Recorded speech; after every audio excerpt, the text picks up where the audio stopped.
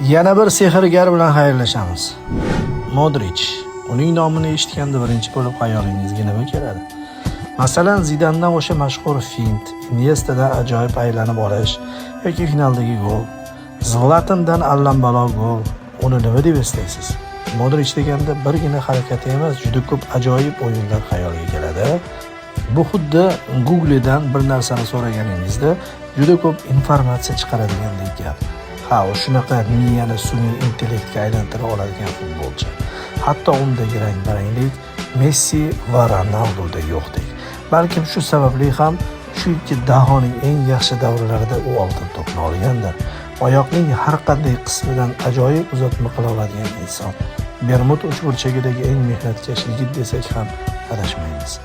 U ketyapti. Real Madridda ilk mavsumida muxlislarni qanchalik o'z o'yini bilan xafa qilgan bo'lsa, hozirda shu darajadan yuqori mehrli ko'zlarga qarab Bernabeuni tark etmoqda.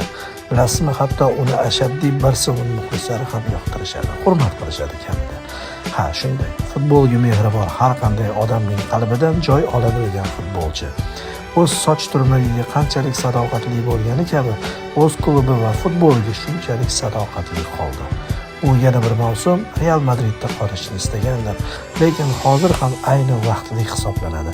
Klubning eng qiyin davrida maydonga tushib burilish yasay olardi, shu yoshida ham deb eslaydi endi hamma. Balkim shu gaplarimni Perez ham sezgan holatda shartnomani uzaytirmagandir. So'z oxirida bir iqtibos keltirib ketay. Maradona ikkinchi marta kelmaganidek, Modrich ham ikkinchi marta kelishi fizika qonuniga to'g'ri kelmaydi. Salomat bo'lasiz.